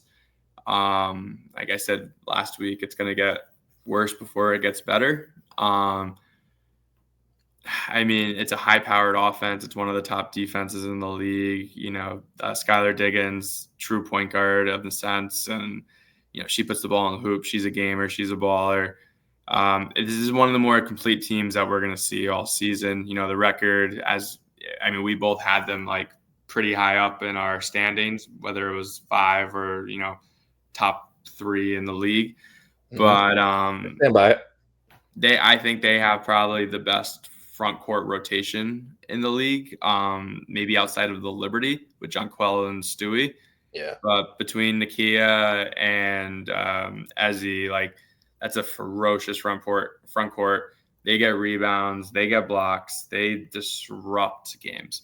Your girl Yi wasn't playing. Lee, I did it again. Lee Yuru. Once you say something, it's stuck in your head. No, I know. There wasn't a roster spot for her because Malunga started getting more minutes, and that's somebody who's going to be their future, who's still not getting a crazy amount of burn just because of the players she's playing behind. And then, I look at Gabby Williams. Gabby Williams is like one of the best glue players in the league, right? Oh, yeah. And that might even be a disservice calling her a glue player like that. Might be most improved. But she has done a lot for this team, whether it's hitting threes, whether it's rebounding, whether it's steals. I believe she had a game recently where she had 8 steals in a game or something. Most franchise history, I think. She's a very good role player for that team. And then, Erica Wheeler's having a really nice season as well as their backup point guard. Someone who's even kind of watching the game as we're talking here, she's stepping up guarding Caitlin Clark as close as she can when she comes in the game. So this team is very complete. It's going to be very hard. Again, I would say it's our front court versus their front court who wins that matchup, and then everything else you're trying to cancel out. I would assume JC and Sanaya are going to be on Rivers and Williams. I'm interested. Does Bria Hartley or Lindsay Allen have to outplay Erica Wheeler? This is a very hard game, and I actually think we don't match up too well with them. I'm curious to see if we change our lineup up again, and if we go back to starting the 2 bigs, a 2-big lineup against this team, because starting Haley Peters or starting a guard in this game is probably not the right idea, because then you're forcing most likely Sanaya to have to guard one of the bigs. So I would assume for this game we see the 2 big lineups at the start again. Yeah, Gabby and Ezzy are not to be messed with. My expectations, I expect to lose. They're rolling. They're rolling right now. Skylar, Gabby, and Nneka are all playing like all-stars. Skylar just posted a picture of the three of them and wrote like over Skylar, over herself, she wrote like all-star. Over Gabby, she wrote most improved player, and over NECA, she wrote like MVP or something. Or something like that. Or maybe all-stars for Skylar and NECA and most improved for Gabby. It was something like that. They're all just playing amazing. NECA and Skylar seem to be scoring like 20 a night now, like the last 4 or 5 games each. Yeah. No shot. We can keep up with them offensively. Just no shot. Down low, they have Ezzy and Gabby defensively. I just feel bad for Liv and Tina in this one. This won't be pretty. Is Ezzy overseas? Not for Euro. No, she wouldn't be in Euroball. That's Australia. Right? She's Australian. I'm pretty sure she's on the team. Research I wish I would have done earlier for the fantasy draft. She played on 6/22. That was 2 days ago. All right. I figure she's Australian, so she's probably not a part of the Euroball. She's from New Zealand. Oh, shoot. My bad. They're all going to Very offensive. Very offensive. She's a Kiwi. All right. Last game is against... No, she's Australian. She went to Melbourne. Oh, maybe she went to college there, but ESPN said she was from New Zealand. All right. I don't know. It's not the end of the world, but we're fact-checking ourselves because... Yeah, she's from Wellington, New Zealand. What are you looking at? I'm looking at her stat from the team roster. Literally says country, Australia, college, Melbourne. Oh, she represents Australia when she plays, but she's from New Zealand. Interesting. Nationality Australian. Okay. Wonder how people feel about that. All right, you got it right. Half points. That's what I do. Born in Wellington, New Zealand to Nigerian parents, Magabor moved to Australia when her family was 6. Okay. She's Australian. All right. Game 3, Sunday the 29th. To end the week, we're playing the 12-1 currently Lynx. I think did they win today? Did they win today? No, they lost to the Mystics by 4. Well, Collier was out. So yes, it was 68-64. All right, so the 12-2 Lynx. Lynx are currently first in the W and play Washington tonight, what we just said lost, and they play Atlanta before this game. The Storm are 5th in the W. Obviously, all these stats were before tonight. The Storm are 5th in the W and scoring at 83.1 points per game. Second in assists per game at 22.6. Second in three-point percentage at 37.8. And second in field goal percentage at 46.8. Fourth in steals per game at 8.4. Oh, we just heard a echo. Lynx are 3rd in the W in scoring at 84.8 points per game. And 4th in threes at 124. The first in three-point percentage at 37.9, field goal percentage at 47.1, and assists per game at 23.8. I think I repeated. Oh shit! I said I had the Lynx in there. I mean the Storm in there. I was saying the Storm numbers at first. Why didn't you catch me? Sorry, I'm going to repeat that. Disregard everything I just said. The Lynx are 3rd in the W in scoring at 84.8, 4th in threes at 124, and 1st in three-point percentage at 37.9, field goal percentage at 47.1, and assists per game at 23.8. The Lynx are 5th in most points off threes at 33.7, so a top 5 team in threes, and 3rd in points off mid-range at 12.3. We're number 1 still, like I said before, at 14.9. Collier leads the W in points per game at 24.4 and fantasy points at 44.5 and is 5th in blocks at 1.5 a game. Alana Smith is 2nd in blocks at 2.2 and 5th in field goal percentage at 53.9. She's an underrated part of this team as well. Courtney Williams is 5th in assists per game at 5.9. And Collier also leads the team in rebounds at 8.5. She was out tonight, as we said. Her return date is the 27th. This game is the 29th. I think I'll mention this probably in the expectations, but maybe they give her a rest day because it's the sun, an extra day because it's the sun. But, yeah, she could play. We'll see. It'll be a big strategy for the fantasy draft coming up. Very true. Very true. But what is your almost impossible path to victory with or without? Yeah, I mean, I think it's the same formula whether Collier's playing or not.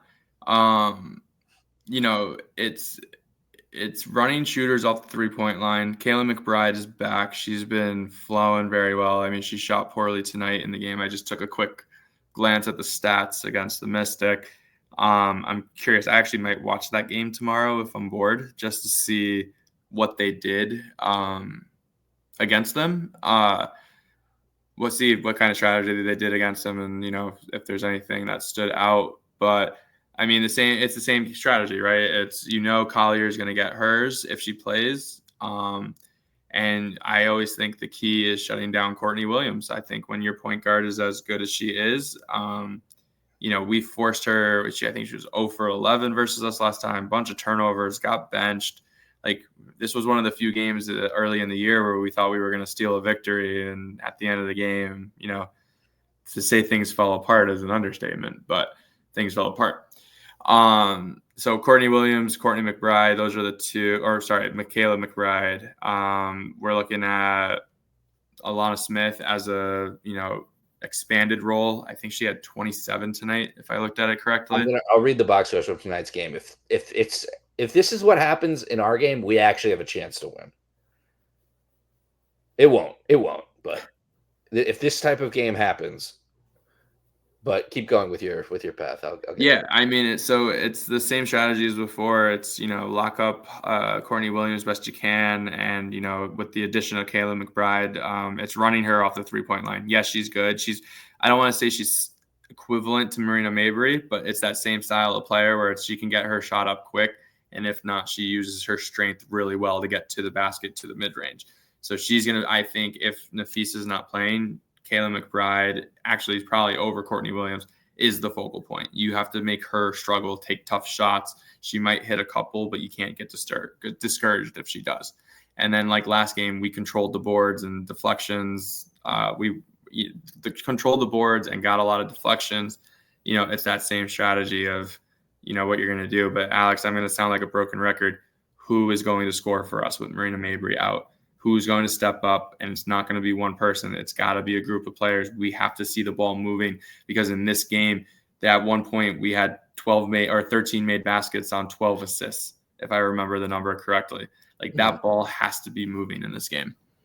So I'll give my expectations first, and I'll go over this game stats just based off looking and say why we might have a chance. We had our chance against them. I doubt it'll happen again, especially with Marina out and Collier back, although I can see her getting an extra game off, getting limited minutes. But it probably won't matter. Their bench is better than us. They're probably beating us even with Marina without Collier. But that was my expectations. They lose tonight. Let's just get into it. So Sykes is out for Washington. So that's cancels Marina out. So Marina's out, Sykes is out. Can Tina score 19 points against the Lynx? I think so. Can JC Sheldon score 12? It's about what she's been doing the last couple games. Could Liv because Kiki did it. Could Liv score 11? I hope if she gets more than 4 shot attempts. Could Morrow score 11? More likely. Or even Sanaya, or probably not. But all right. The rest of their points were 9, 5, 7, 3, and 2. All Minnesota got was 26 from Smith, 12 from Shepard, and their next highest was, of course, it had to be the one unpronounceable name on the bench, Cleonda Cordova. Honestly, never heard of her. I'm sorry. No, neither have I. Maria Kleondikova. Kleondikova. Yeah, I think that scoring 6 points a game. She scored 9. The only other bench point was Heineman, had 1 point. Like, if they play like that, we can beat them. But they won't. They'll score lights out. Right. It's the physical toughness. It's trying or Collier will just play and score 28. And then Right. Smith will have her own 20-point game, and we'll get blown out by 40. So you want to have some fun in fantasy draft, or are we want to just fucking give up on the season and quit the podcast? I think it's time to do a rapid fire of the fantasy draft. Yeah, I believe it's to you. Yes, because Let no, me look last week. I picked. No, yeah, it's you. Or no, it's me because this Last pick, was. I had Marina Mabry, unless you picked Alyssa Thomas first. I was gonna say this isn't the Angel Or Reese week, Tina. right? No. Yeah, Oh, then yeah. You had definitely picked Angel Reese first, right? yeah. So you have. I have Yeah, first that was pick. the week before. So, Yep. All okay. So, right. yeah. So real quick, I'm going with best player who we know is going to be available. Asia Wilson. All right. Yeah. She was number one on my board. Asia Wilson averaging 22.1, 9.8, and 3.6 a game. That leaves me with Nneka Ogwumike from Seattle, 17.8, 8.4, and 2.5. I'm going to go right back to Seattle as well and go with Skylar Diggins. I can't let you get both. Now I might go off my big board because I thought you were going to go somewhere else, but now I'm worried. Fuck.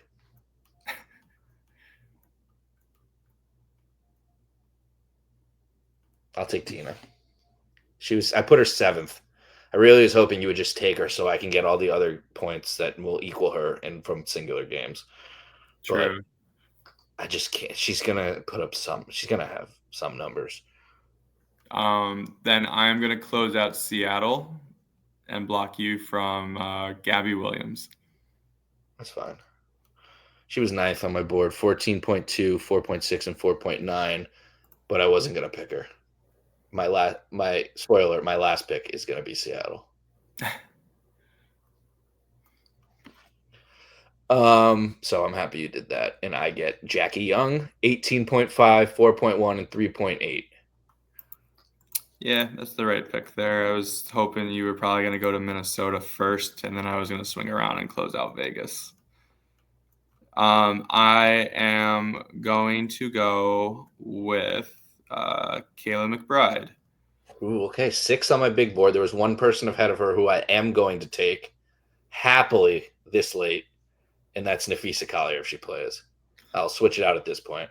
It's a big risk, but yeah, I mean, for the value. For who's left, you can have them if she plays. She plays a full game, I'll say. If she fucking plays 12 minutes and puts up 3 shots and rests, I'll regret it. But gotta risk it for the biscuit. She's average. McBride is 16.1, 2.7, 3.6. She's been going off for them when Collier's out, and even with her a lot of times. Collier's 24.4, 8.5, and 3.6. Back to you. So I guess I'm going to go over to. Oh, wow. I have one of each. I just realized. I'm going to go back to Vegas, and I'm going to take Chelsea Gray. Close out my Vegas ones. I think I'm going to be able to get who I want from Connecticut. I'm not too worried. So. Oh, maybe I have to pick them now. No, I'm not. Chelsea Gray was next on my big board, 8th. So we have 1 through 9 all crossed off. Nothing crazy this week. A lot of great players on the board. Chelsea Gray, 14.2, 3.8, and 3.8. Love some symmetry. I will go with my big board. I will go next. 13.4, 4.2, 5.9, Courtney Williams. Yep. Yeah, solid player. She played really bad against us the first time. I'm assuming she finds a way to have a better game. Yeah, and there's one other player, obviously, who obviously just went off. But I think most consistent player left on the team. So I'll take it. Yep. So now that leaves closed, me. I'm closed for the links, and I have one of each for the Yep. other. And I am closed for Seattle and Vegas. I need one more Minnesota and both my Connecticut's. So I'm going to go ahead and take my girl, Olivia Nelson-Ododa. Okay, good. I'll take that. I'm happy you took her. She's She probably gonna have a good week. I'm not gonna lie, but I wanted to take someone else. While her scoring is not, again, I sound like a broken record, and it should be somewhere hovering around 10, 11. Her blocks and steals are where she makes up points for fantasy. So you're done with Vegas? I am done with Vegas. All right, so I could wait on Jewel Lloyd. I'm gonna take Anissa Morrow. Yeah, that's fair. I was between whether I was going to go Morrow or Ododa. I keep making jokes that she's finally a player in our fantasy draft, so I'm going to take her. Anissa Morrow is only averaging 5.53 and half of an assist, But obviously, we know the last 2 games she's had 10 and what was it? Or 16 was her career high. Yep. 16 and then 10, and then getting like 7 rebounds a game in those 2, I think. So yeah, Anissa Morrow, come on So down. then that leaves me Welcome to the fantasy draft, first ever pick. That leaves me with 1 Connecticut and 1 Lynx. I'm not really sweating for the Lynx, who I want as my last pick. So it's not like I'm going to force you into picking someone, but I'm expecting. My Lynx are gone. Oh, you're done with the Lynx? Oh, then I got Courtney and Collier. Gotcha. So either way, you're closed off. Yeah, take your Connecticut player because I need one. So for Connecticut, I lied. I don't need a Connecticut player. I have No, you're good. I'm gonna go with JC. I think. Yeah, I had Sanaya, but I just think with JC probably the better pick. What the team needs this week, most likely, I think JC is more of a candidate to get a couple more shots or have the ball in her hands a little bit more without Marina playing. I don't have her numbers up, so I won't read them. But yeah, off the big board. But honestly, I should have put her over Sanaya.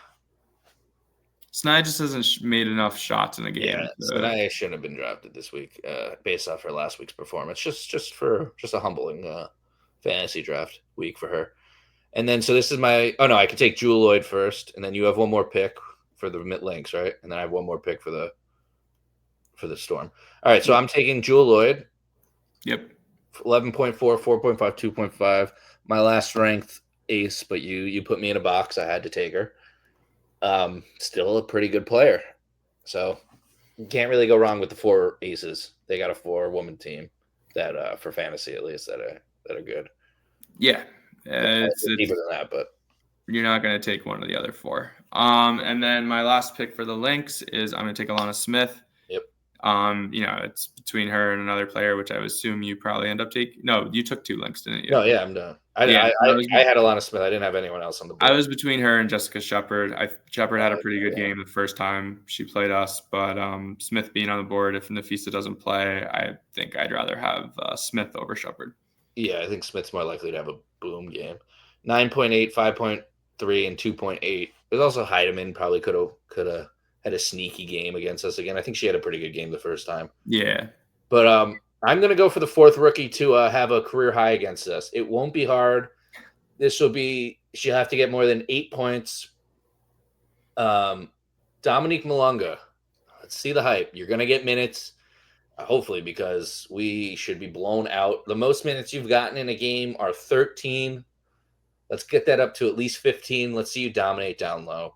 Well, let's not, but if you were to, if all of the things that we were expecting to happen, let's see it over. I'd rather see that than frickin' the same players dominating us for 4 quarters. Let me see at least Dominique Malunga play.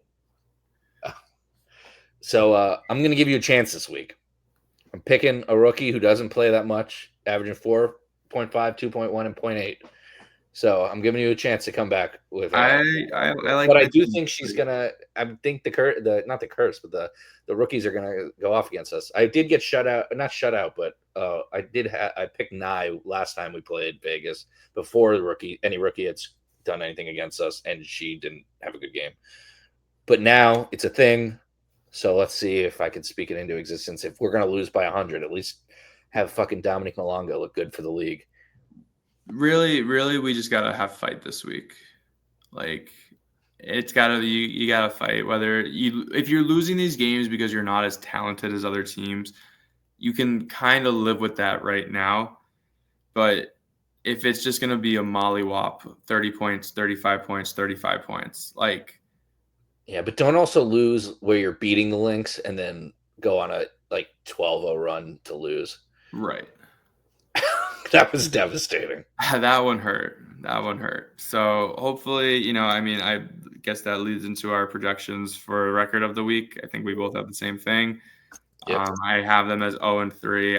I keep saying, I just think it's going to get worse before it gets better. And we're in that tailspin right now, but I wouldn't call us rock bottom yet. No, we just don't have Marina Mabry right now. And we're playing 3 of the best teams with the 2 best players in the league. Who's the other one? Who are we playing? What did I just say? What did we just go over? Minnesota, Vegas, and Seattle. Oh, and then Seattle has the three-headed monster. And like I said in the beginning of the season, they're going to be that team that just plays harder than everyone throughout the season. They have everything to prove. They haven't won with this core. They've won with Stewie, obviously. Yeah. They haven't won with this, and they're not New York, and they're not Vegas, and they weren't Vegas. They're better than Vegas now, but they're not New York, and they're not Minnesota, and people are overlooking them. So I do think they're like that team in the end. That every year, the Cavaliers this year, team that just plays harder. But I do think in the playoffs they'll have a better chance than the typical shitty NBA team that plays harder than everyone. Yep. I don't know. Call me a closet Storm fan, but Sun all the way. But we're out of it, so I kind of root for them. Although it did devastate me that they traded Lee, but she wanted out, so they did it right, getting her out quick. Brightest star, it can't be Marina Mabry. So, do you think it'll be Tina? I mean, Will she play all 3 games? I'm gonna go in a different direction. I think it's actually gonna be Anissa Mora. I think. Ooh, that's a good one. I think that based on what we've seen so far, I don't want to call her a chucker because that's not fair right now. But she is looking to be aggressive, and we need. Chucking, it's within 2 feet from the basket. Yeah, but I just mean when she touches it, she's looking to score. She's shooting good shots. So, but I'm saying so. Like I'm looking for her to be that secondary option for Tina. Where it's like you said, throw it to her in the mid range, let her hit a jumper, let her get into a flow, like play through her a little bit because. Hey, she's a building block for the future. Like, yes, Tina's going to get hers in some capacity. We know that. But, yeah, I have Morrow this week as my star. We're playing.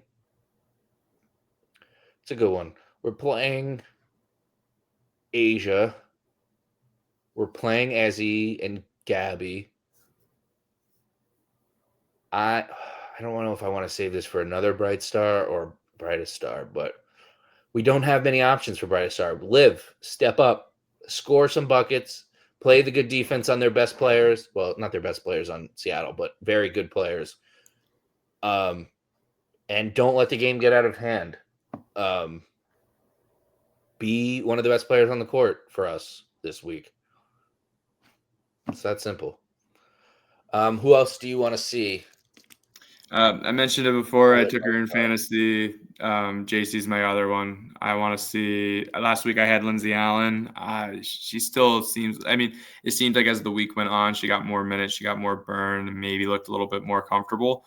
Yeah, how do you feel about that? Are you giving yourself a point for that or no? No, I don't think so. But I like that she was playing more minutes again. Definitely needed to. But yeah, like I said, it's JC. I want to see what she does. She's looked great in these skip passes into a catch and shoot 3. Like she's been very, very good at shooting that catch and shoot. So we need that. We need an option where it's again someone else driving the lane, pick and roll, hit the roll, and then hit the shooter. So I really hope they look for JC, and I hope she continues to stick it. So I hope so too. My another bright star.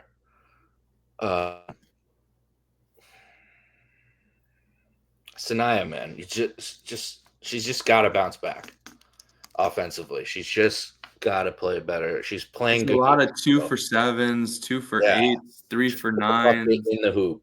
Just get to the free throw line. Just do what you were doing in weeks 1 through 4. You're just in a cold stretch. Find it again. Your girl Marina's not there.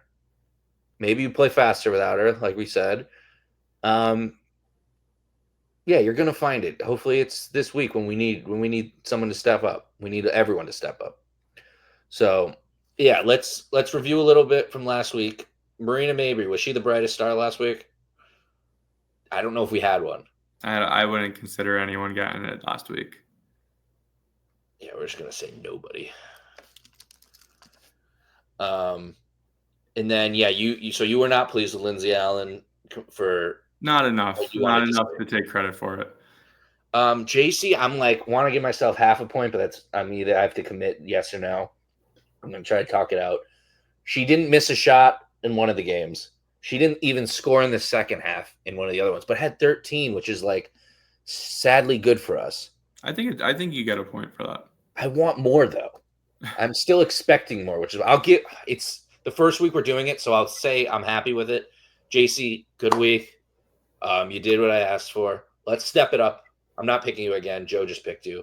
But let's keep it going because I love you as a player, as a human being. You're great. We'll talk about it if we want. We already have a minute 45 into this. Go watch the day in life. You'll see the picture, or the vlog. You'll see the picture. We met you. You're the first person we've met as a podcast team on this team. And we just want to see great things for you. So keep shooting. I actually said that to her. I said, just keep shooting as she was leaving. But yeah, as obviously Sanaya this week, I said, but yeah, I'll give myself the point. Hopefully Sanaya comes through, but yeah, good week for JC. Could have been better. She could have scored in the second half of the Phoenix game. And obviously the Valkyrie game is just a dud for everyone. Throw it out. Yeah. So yeah, if you throw that one out, it's more good than bad for JC. It's one bad half, a good half, and a good game that she just didn't get enough shots off, which I'm blaming more on the team than her. So yeah, thanks for sticking with us through this one. Joe, what do you have to say about meeting JC Sheldon before we close it off? Yeah, she was super friendly. I talked about, how she was doing because this was the day after Indiana. And she was just like, yeah, that was wild, wasn't it?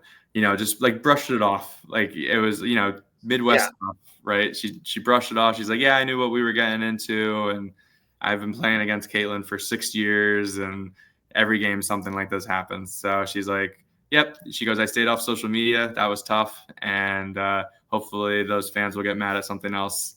A couple of days later, something else will happen to Caitlin. I can't believe she was that open with just two people asking her for a picture, talking. I love it. Like, well, the thing, I think it's didn't shit talk her or anything. She just was like, yeah, like if social media is rough, like a lot of athletes would just be like, oh, whatever. It's not. Well, I think the biggest thing too is we didn't go in there like guns blazing. I feel like fans see somebody and then they treat them like not a human being. Like we just were like casual and just like. It was a nice as a celebrity or as even an athlete, you just want to like brush, especially things you probably don't want to talk about. Maybe she did want to talk about it. Maybe she was excited to talk about it, but like I just be like, oh, it was nothing. Like it's just overblown. But it was a great interaction. Super friendly, super nice. We talked to her for a couple minutes, and yeah, she was we were just walking from one end of the casino to the other, and after the game, just walking around. And I was like, oh, shit, that's JC taking a picture of somebody, like right by the elevator to go up to where the hotels are. And then she's about to step on the elevator, and you actually go, oh, JC, can we get one? So good job. And then she's like, oh, yeah, of course. And then I hand my phone to you, but for some reason, I meant to hand it to Randy. Or I was going to hand it to you. I guess it's going to get a single picture, and then you get a picture. But you were like, no, let's get a picture. I was like, oh, yeah. And then gave it to Randy, and he took the picture. And then yeah, and then we talked, and then I said keep shooting before she left. I said keep on shooting, because that was after she did have a couple big threes. Yep. But yeah, she's fantastic. Just everything from the 1 minute interaction we had. She's everything all the people say about her. Super nice, super friendly, upbeat, the kind of person you want on your team. Yeah, great building block, great person you want in your organization. Obviously, it wasn't that, Dallas didn't like her. Just they ended up with the first pick, and it made sense to move off of her. Jim Rosati said they didn't want to give her up, so I'm gonna believe that's true. I mean, he's a 5th overall pick, 1 year in. You don't want to give that up, but no, especially with the high ceiling she potentially has. Yeah, but they got the best player in the draft. Same position. That draft, DJ Carrington. So beggars can't be choosers. But yeah, so this is the longest podcast yet. We had a lot to vent about.